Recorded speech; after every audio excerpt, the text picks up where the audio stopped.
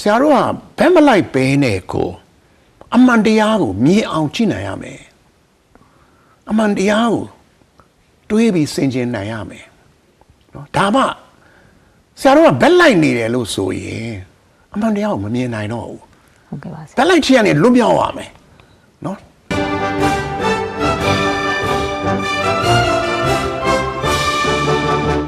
ဒီအတွေးလေးကိုဆရာဘယ်လိုရခဲ့လဲဆိုရင်စာအုပ်လေးတုပ်ကိုဖတ်ရနေပြီးတော့เนาะဒီစာအုပ်ထဲကနေပြီးတော့ဆရာကအတွေးလေးရခဲ့တယ်ဒီအတွေးကတော့ဗုဒ္ဓဘုရားရှင်ရဲ့ခေါင်းဆောင်မှုအရေးသွေးဟာเนาะခုခေတ်ခေါင်းဆောင်မှုအရေးသွေးနဲ့ပတ်သက်ပြီးတော့ဘလောက်ပဲစာအုပ်တွေရေးစာရေးဆရာဘယ်နှယောက်ပဲရေးဗုဒ္ဓဘုရားရှင်ရဲ့ခေါင်းဆောင်မှုအရေးသွေးကတော့ထိတ်ဆုံးပဲဆိုတာလေးကိုတွေးမိပါတယ်မှန်လဲမှန်ပါတယ်ဘုရားဘုရားရှင်ဆိုတာလောက၃ပါးရဲ့ခေါင်းဆောင်ပဲလေ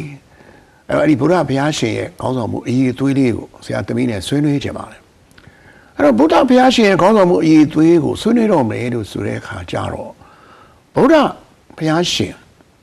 ကြင်ကြံပြီးတော့ဖြည့်ဆည်းခဲ့တဲ့ပါရမီ10ပါးဟာဒီဘုရားဘုရားရှင်ရဲ့ခေါင်းဆောင်မှုအရေးသွေးကိုပြပါတယ်ကြောင့်မလို့ဒီပါရမီ10ပါးကိုတစ်ခုချင်းပေါ့လေနော်သမီးနဲ့ဆွေးနွေးသွားမှာဖြစ်ပါတယ်နံပါတ်1ပါရမီကတော့ဒါနပါဒါနဆိုတာပေးကမ်းရမယ်လှူဒန်းရမယ်ဆွလွတ်ကိုလှူဒန်းနိုင်ရမယ်အဲ့တော့ဘုရားဘုရားရှင်ရဲ့ဒါနဆိုတာကိုလည်းပဲဇတ်တော်ကြီး10ဝက်မှာကြည့်ဝိသန္တရာဇတ်တော်ဟာဒီဒါနဟာဘယ်လိုဖြည့်ဆည်းခဲ့တယ်ဆိုတာကိုသိနိုင်ပါတယ်ကိုယ့်ကောင်းဆောင်မှုအရေးသွေးနဲ့နှိုင်းယှဉ်မယ်ဆိုရင်လည်းပဲကောင်းဆောင်တယောက်ဟာဆရာတို့ကပေးကမ်းဖို့လိုအပ်တယ်လှူရမယ်ပေးရမယ်ကမ်းရမယ်ဆိုတာခေါင်းဆောင်တယောက်ရဲ့အရေးသွေးလို့ခုခေတ်မှာလည်းပြောကြပါတယ်ဒုတိယအချက်ကတော့သီလဖြစ်ပါတယ်သီလဆိုတာကိုကျင့်တရားပေါ့သမီးရဲ့နော်ကိုကျင့်တရားဆိုတာသိအရေးကြီးပါတယ်ခေါင်းဆောင်အရေးသွေးမှာခေါင်းဆောင်ကောင်းတယောက်ဖြစ်ဖို့အတွက်ကိုကျင့်တရားသိအရေးကြီးတယ်အပြောနဲ့အလုပ်ညီဖို့လိုတယ်ကိုပြောတာနဲ့ကိုလုပ်တာနဲ့ညီနေရမယ်ဘယ်လိုအခြေအနေမှာမဆိုကိုကျင့်တရားဟာကောင်းနေဖို့လိုပါတယ်ဒါကြောင့်မလို့ဘုရားဘုရားရှင်ကတော့ကိုကျင့်တရားနဲ့ပတ်သက်ရင်သီလနဲ့ပတ်သက်ရင်တော့နော်ဘယ်သူမှကိုတုလို့မရတော့အောင်ဒီသီလကတော့ကြီးမြတ်သူဖြစ်ပါတယ်နံပါတ်3မှာတော့ဘာကိုပြောကြလဲဆိုရင်နိက္ခမဒါကတော့ပါဠိစကားပါလွတ်မြောက်ခြင်းဒါလေးကိုပြောကြပါလားဟုတ်ကဲ့ပါဆရာဒါကတော့မြတ်စွာဘုရားရှင်ကတော့တန်မြာလွတ်မြောက်ဖို့အတွက်ဒါနိက္ခမပါရမီကိုပေါ့နော်သူကတော့ဒါဖြည့်ဆည်းခဲ့တယ်ပေါ့ဆိုဒါကရောဆရာကြီးခေါင်းဆောင်မှုအရေးအသွေးနဲ့ကြားလို့ရှင်ရောဘယ်လိုမျိုးပုံစံမျိုးကိုဆရာအနေနဲ့ဆုလို့ချင်တာပါလဲဆရာဟုတ်ပါတယ်ဟိုလောကုတ္တရာဘက်ကကြည့်မယ်ဆိုရင်တော့တန်မြာလွတ်မြောက်တာအနောက်ဖွဲ့ကကင်းအောင်ပေါ့နော်ဒါပေမဲ့ခေါင်းဆောင်အရေးအသွေးရှုထောင့်ကကြည့်မယ်လို့ဆိုရင်တော့ဆရာတို့ကဘက်မလိုက်ပဲနဲ့ကိုအမှန်တရားကိုမြင်အောင်ကြည့်နိုင်ရမယ်အမှန်တရားကိုတွေးပြီးဆင်ခြင်နိုင်ရမယ်နော်ဒါမှဆရာတို့ကဘက်လိုက်နေတယ်လို့ဆိုရင်အမှန်တရားကိုမမြင်နိုင်တော့ဘူးဟုတ်ကဲ့ပါဆရာဘက်လိုက်ချင်ရနေလွတ်မြောက်ရမယ်နော်ကောင်းဆောင်မှုအယူအသေးရှုထောင့်ကကြည့်ရင်တော့နိက္ခမကိုဒီလိုဆရာတော်ပြောချင်ပါတယ်ဟုတ်ကဲ့ပါဆရာအဲ့တော့နံပါတ်4ကတော့ပညာဉာဏ်ပေါ့ပညာဉာဏ်ဆိုလည်းသိအရေးကြီးတာပေါ့အမှားအမှန်ကိုခွဲခြားနိုင်ရမယ်အဆိုးကောင်းကိုခွဲခြားနိုင်ရမယ်ဝေဖန်သုံးသပ်နိုင်တဲ့စွမ်းရည်တွေဆရာတို့ရှိရပါမယ်ဘုရားရှင်ရဲ့ဇတ်တော်ကြီး10ဘွဲ့မှာလည်းမဟောဒရာဟာနော်ဒီပညာဉာဏ်ကြီးမားတာကိုပြပါတယ်ဆရာတို့ငယ်ငယ်တည်းကဟာလာဖတ်ခဲ့ရသင်ခဲ့ရတာပဲနော်အဲ့ဒီနွားခိုးတဲ့အမှုတွေ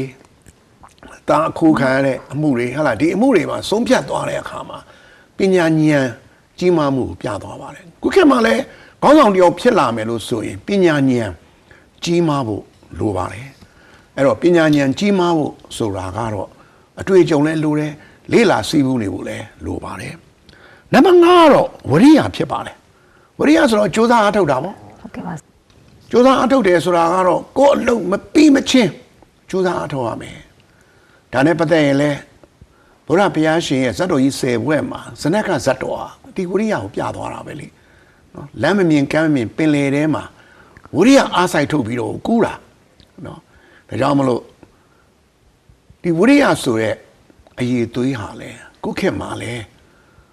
ကောင်းဆောင်မှုအရေးသွေးကိုရေးနေတဲ့စာရေးဆရာတွေမပါမဖြစ်ကိုပြောရပါတယ်ဝရိယ အရေးကြီးပါတယ်ဒီချက်ကလည်းနံပါတ်6ကကြတော့ခန္တီဖြစ်ပါတယ်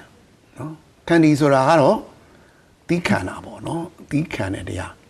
သီးခံတဲ့တရားကလည်းခေါင်းဆောင်တော်တွေအရေးကြီးတာပဲသီးခံနိုင်ရမယ်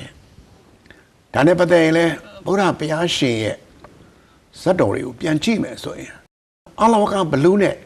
တွေ့တဲ့အချိန်မှာဒီဘုရားရှင်ရဲ့ခန္တီပါရမီကိုသွားပြီးတွေ့နိုင်ပါတယ်ဘုရားရှင်ကအလောကဘလူးရဲ့ဘုံဘိတ်မှာဂူထဲကိုရောက်နေတယ်အလောကဘလူးကအစည်းအဝေးကပြန်လာတဲ့အချိန်မှာဂူထဲမှာဘုရားရှင်ကိုတွေ့လိုက်တော့အလောကဘလူးကအလွန်ပဲစိတ်ဆိုးသွားတယ်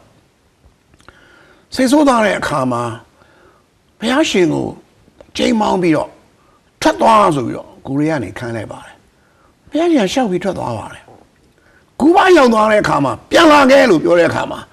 ဘုရားရှင်ပြန်လာရတယ်ဒီခန်းနေပါရမီကမသေးဘူးနော်ဟုတ်လားလောက3ပါးရဲ့ဆရာဘုရားရှင်ဖြစ်နေပြီအလောကဘလူးလောက်ကတော့သူ့အနေနဲ့ကအမျိုးမျိုးအနိုင်ယူလို့ရတယ်ဒါပေမဲ့အလောကဘလူးကတိတ်ဆိတ်ဆိုးနေတာလေတိတ်ဆိတ်ဆိုးနေတဲ့အချိန်မှာ तू ထိတ်တိုက်တရားမဟောသေးဘူးအလောကဘလူးကထွက်သွားဆိုတဲ့အချိန်မှာထွက်သွားတယ်ပြန်ဝင်ခဲ့ဆိုတော့ပြန်ဝင်တယ်3ချိန်3ကအလောကဘလူးပြောတဲ့အတိုင်းဘုရားရှင်ကလိုက်လုပ်တယ်အဲ့ဒီအချိန်မှာ तू ကတင်းကြီးခံပြီးတော့အလောကဘလူးရဲ့ဒေါသကိုညင်သွားအောင်လုပ်လိုက်တာအဲ့ဒါပြီးမှ तू ကတရားဟောတာနော်ခန္တီဆိုတဲ့တိခံခြင်းဟာကောင်းဆောင်တယောက်အတွက်အလွန်အရေးကြီးပါတယ်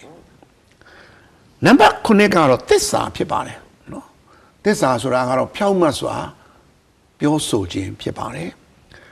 ဆရာတို့ရဲ့စကားတွေမှာလည်းပြောလို့ရှိပါတယ်မင်းမှာသစ္စာလူမာဂရီအဲ့တော့အထူးသဖြင့်တိုင်းပြည်ကိုအုပ်ချုပ်နေရတဲ့မင်းနေရသစ္စာကြီးမားပါမယ်တိုင်းပြည်နဲ့ပြည်သူပေါ်မှာသစ္စာစောင့်တည်ဖို့လိုပါတယ်နံပါတ်10ချက်ကတော့မေတ္တာဖြစ်ပါတယ်နော်မေတ္တာကတော့ရှင်းပါတယ်နော်လူတိုင်းပေါ်မှာမေတ္တာထားနိုင်ရမယ်ကိုမုန်းတဲ့သူပေါ်မှာလည်းမေတ္တာထားနိုင်ရမယ်ကိုချစ်တဲ့သူပေါ်မှာလည်းမေတ္တာထားနိုင်ရမယ်ကောင်းဆောင်အရေးအသွေးမြင်မာတဲ့ကောင်းဆောင်ဆိုတာမိသူ့အပေါ်မှာဆိုမေတ္တာထားနိုင်ရပါမယ်နံပါတ်9ချက်ကတော့အတိတ်ထံဖြစ်ပါတယ်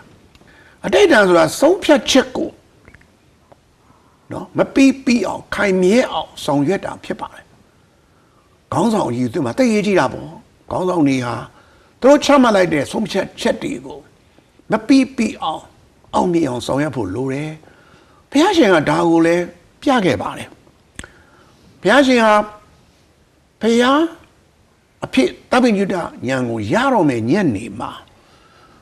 ဘောရိပင်ကိုကြွသွားပါလေလမ်းမှာပုံနာစီကနေပြီးတော့မျက်ရှစ်စုပ်ကိုလူခံပါတယ်မျက်ရှစ်စုပ်ကိုခင်းပြီးတော့ပလင်ပေါ်မှာထိုင်ပြီးတဲ့အခါမှာဖျားမဖြစ်သေးငါဒီပလင်ခွေသားနေမထတော့ဘူးဆိုအထိတ်တန့်ချလိုက်ပါတယ်အဲ့ဒီညမှာပဲတပိညုတဉာဏ်ကိုရပြီးတော့ဘုရားရှင်ဖြစ်ပါတယ်အဲ့တော့အဋိဋ္ဌံဆိုတာလည်းပဲအလွန်အရေးကြီးတဲ့ခေါင်းဆောင်အရေးသွေးဖြစ်ပါတယ်ဟုတ်ကဲ့ပါဆရာနောက်ဆုံးအချက်ကတော့ဥပိ္ပခာဖြစ်ပါတယ်ဥပိ္ပခာဆိုတာကတော့အစွန်းလွတ်ရမယ်ပေါ့ဘယ်လိုအစွန်းလွတ်ရမှာလဲခေါင်းဆောင်တယောက်ဟာဆုံးဖြတ်တွေချတော့မယ်လို့ဆိုရင်ချစ်ချင်းမုန်းခြင်းကိုကင်းရမယ်ချစ်ချင်းနဲ့မုန်းခြင်းကအစွန်းတစ်ဖက်စီမှာရှိတယ်အဲ့ဒီအစွန်းတွေလွတ်အောင်စဉ်းစားပြီးတော့မှဆုံးဖြတ်ချက်တွေကိုမှန်မှန်ကန်ကန်ချဖို့လိုတယ်အကယ်၍ချစ်ချင်းမုန်းခြင်းမကင်းရင်တော့ဥပိ္ပခာဆိုတဲ့အရေးသွေးလည်းမရှိတော့ဘူးချစ်ချင်းမုန်းခြင်းတွေပါလာလို့ရှိရင်ဒါအဂတိလိုက်စားရလည်းဖြစ်သွားနိုင်ပါလေဟုတ်ကဲ့ပါဆရာဒီနေ့ဆရာရှင်းပြတဲ့ဗုဒ္ဓဘုရားရှင်ရဲ့ပေါ့နော်ခေါင်းဆောင်မှုအရေးအသွေးတွေကိုဆရာဝေမျှပြီးတော့နားထောင်လိုက်တဲ့အတွက်ပဲကျမတို့နဲ့အတူပေါ့နော်ကြည့်ရှုနေတဲ့ပရိသတ်တွေလည်းကောင်းကျိုးပေါ့နော်တစုံတရာရရှိသွားမယ်လို့ကျမမျှော်လင့်မိပါတယ်ဆရာဟုတ်ကဲ့ပါအခုလိုအစီအစဉ်မှာပေါ့နော်ဆရာလာရောက်ပြီးတော့မျှဝေပေးကြားပေးတဲ့အတွက်ဆရာကိုလည်းအထူးကျေးဇူးတင်ပါတယ်ရှင်ဟုတ်ပါပြီ